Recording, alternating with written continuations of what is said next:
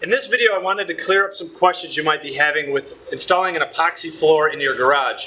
What type of product to use, the ease of installation, and my experience with it.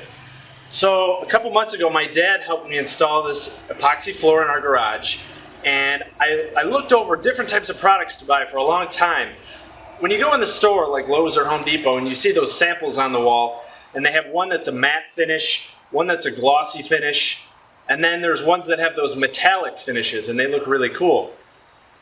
One kit will give you that matte finish. We went with the Rust-Oleum EpoxyShield kit, and that has, it's a part A and a B, you mix them together and you have 4 hours to work with it. And it was a lot runnier than I thought. I thought it was going to be this thick, heavy, sticky paint. It was actually really runny, almost like water. It was more runny than a normal can of paint. It went on really easy. We just painted the edges, and then you took a roller and rolled in the middle, 4-foot sections at a time, and sprinkled the chips down.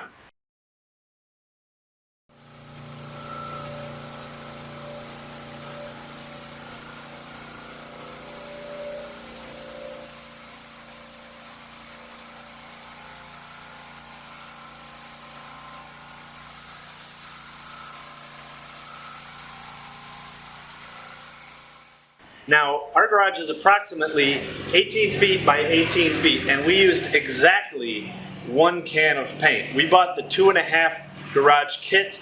We didn't even need, we just used one of the cans, the large can with the part A and the B in it, and that covered 18 feet by 18 feet.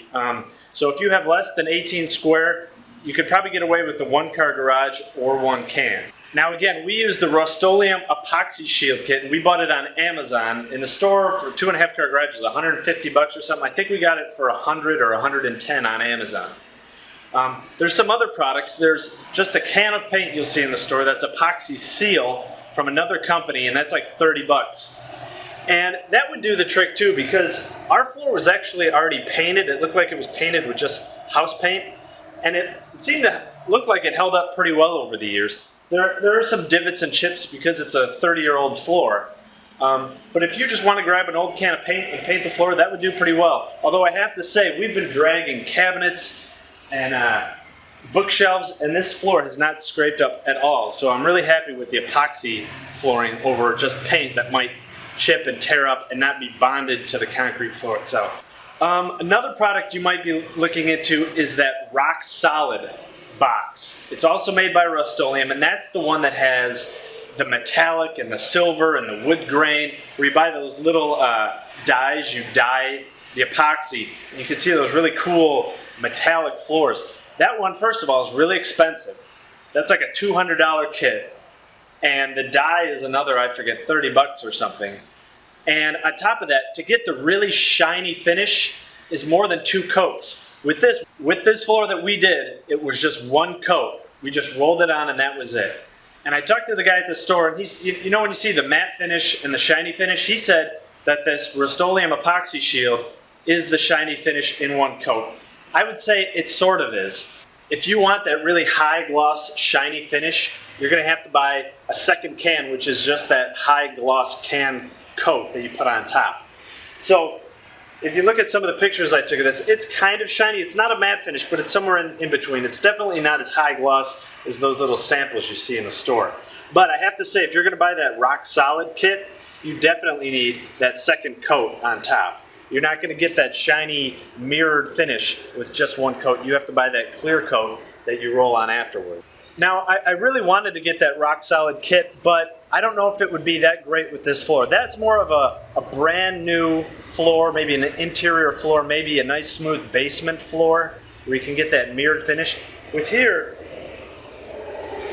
this floor, we have some deep cracks where they saw cut it, and there's gouges and there's pits, and we tried to clean it out, and it's pretty good actually for a garage floor, but you could still see all the marks where there's little depressions and things like that. So I don't know how good that mirrored metallic finish would look in here. It might look okay, but I'm really happy with the chips because it kind of hides those divots and depressions.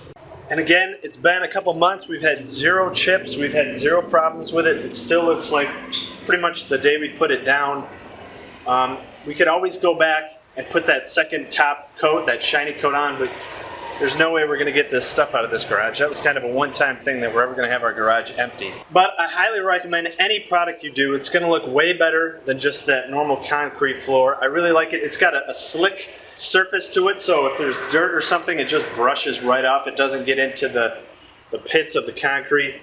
But like I said, the main question I have is, how do I get that nice, smooth, glossy finish? The only way to really get that is you have to buy a second can, which is like another 80 bucks. And that's that gloss coat to go on top. Kind of like when you see like a bar or a table that has that smooth gloss finish on it. That's a clear epoxy you're putting on, and you're not going to get it with one coat. You can get a semi kind of glossy finish here instead of that matte finish, but it's not going to be that mirrored finish like you might see in the sample at the store. But for us, we had, like I said, we bought a 2.5 garage car kit. We did the garage, we did a workshop in the basement, and it was plenty. We had leftover. We were able to do another exposed concrete area by our circuit breaker room. So I was really happy with the 2.5 garage car kit. If you have a really nice garage floor, nice and smooth, you could get away with doing that metallic finish with that top coat, but it's going to be expensive. It's going to be 200 bucks for the kit, another 80 bucks for that clear coat finish, and then you have to buy the specific dye you're going to put in there. So it could be 300 bucks, but overall, I'm really happy with how it turned out, and I like the finish, and I'm glad we did it. So let me know if you have any other questions. Thanks. Well, I hope you liked the video you just watched. If you did, feel free to subscribe by clicking the button on this side. You can also check out all the videos I've done, the playlist from things I've built, things I've fixed, home repair, 3D printing. And on this side, you can check out a recommended video similar to the one you just watched. And as always, down in the description, I'll put a link to my blog, which has more pictures and more information about the video you just watched. Thanks.